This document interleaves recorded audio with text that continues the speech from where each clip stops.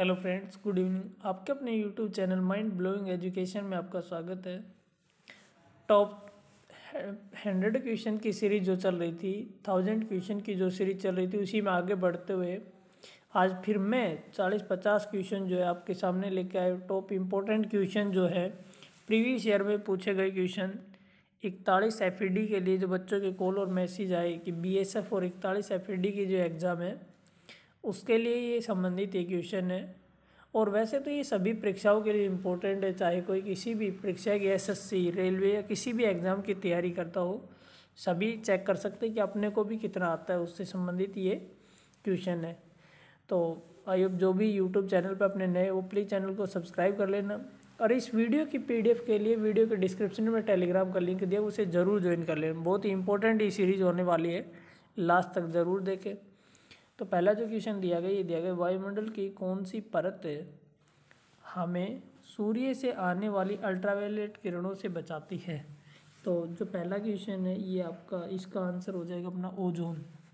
Ozone जो होता है इसे O3 ऐसे भी डिनोट कर सकते हैं।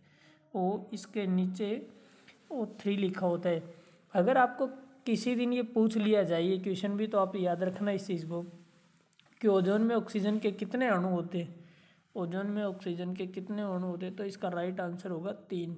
O3 यानी कि 3 अणु होते हैं। नेक्स्ट क्वेश्चन आपका LBW में शब्द किससे संबंधित है। तो ये संबंध जो है क्रिकेट से संबंधित है। LBW शब्द किस खेल से संबंधित है, तो इसका संबंध क्रिकेट से है।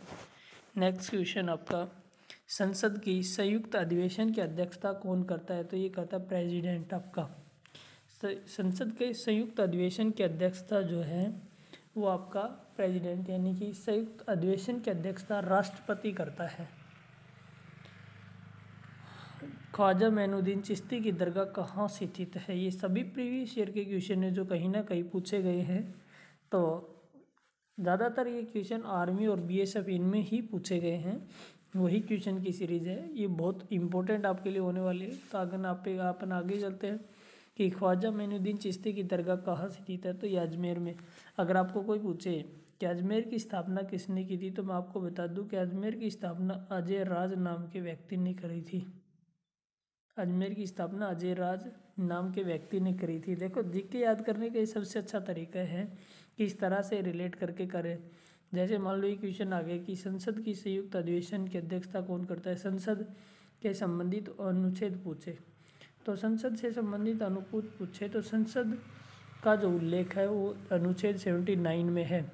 उसके बाद आता है राज्यसभा, तो राज्यसभा का उल्लेख 80 में है। और उसके बाद आती है लोकसभा, तो 81 में। तो ये आप ध्यान रखोगे तीनों के तीनों। अनुच्छेद 79 में संसद है, अनुच्छेद 80 में राज्यसभा, 81 में लोकसभा। इस तरह रिलेट करके याद कर सकते हो आप। अगला क्वेश्चन दिया गया है, सम्राट अशोक ने किस युद्ध के बाद बौद्ध धर्म ग्रहण कर लिया था। तो कलिंग युद्ध के बाद जो है ना, इसने बौद्ध धर्म को ग्रहण कर लिया था। भारत का केंद्रीय बैंक कौन सा है। तो भारत का केंद्रीय जो बैंक है वो कौन सा है, RBI। अगर मैं बात करूँ RBI की, तो आपको ध्यान होना चाहिए कि RBI की स्थापना कब हुई थी। तो RBI की स्थापना 1935 में थी, 1 अप्रैल 1935 को। और RBI का राष्ट्रीयकरण 1949 को हुआ था। RBI का राष्ट्रीयकरण 1949 में हुआ था।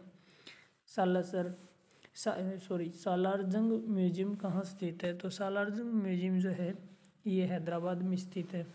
और हैदराबाद किस नदी के किनारे स्थित है, तो वो आपको बता दूं कि हैदराबाद मूसी नदी के किनारे स्थित है। पृथ्वी को नीला ग्रह क्यों कहा जाता है।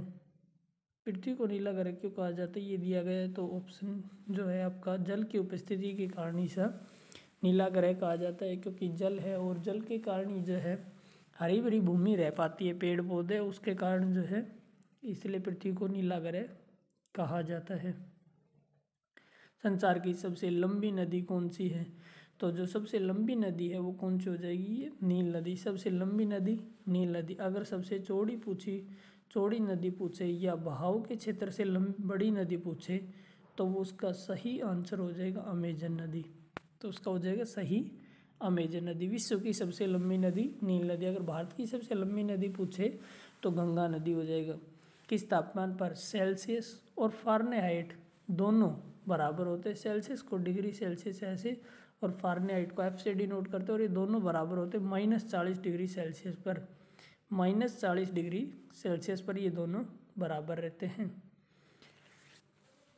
कांसा किसकी मिश्र धातु होती है?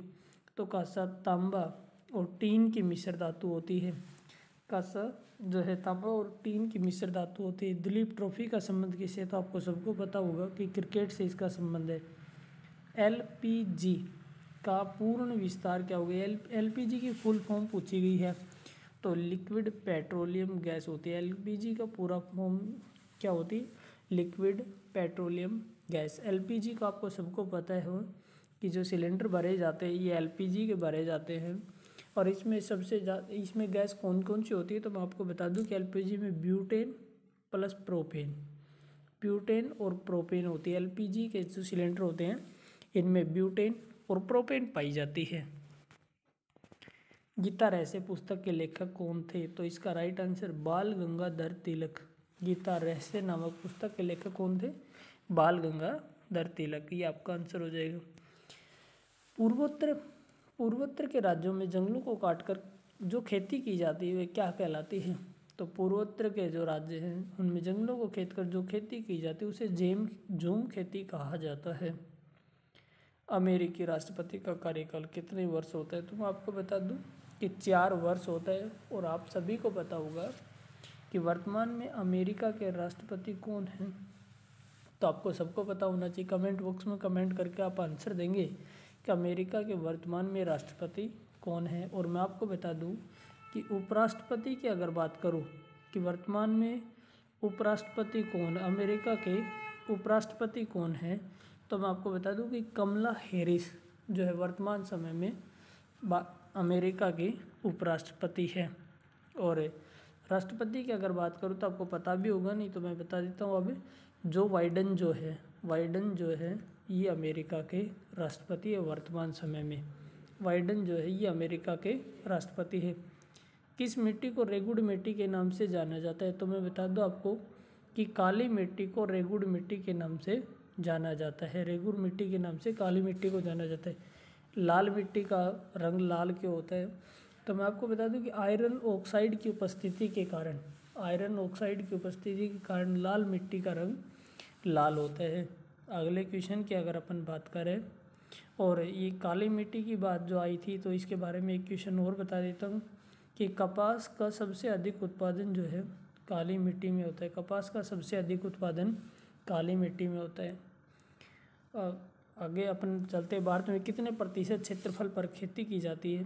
तो कितने प्रतिशत क्षेत्रफल पर खेती की जाती है? तो 51% क्षेत्रफल पर खेती की जाती है। राज्यसभा के कितने सदस्यों का चुनाव हर 2 वर्ष बाद होता है? तो राज्यसभा के 1/3 सदस्यों का, 1/3 जो लिखा है इसका मतलब 1/3 सदस्यों का चुनाव जो है हर 2 वर्ष बाद होता है।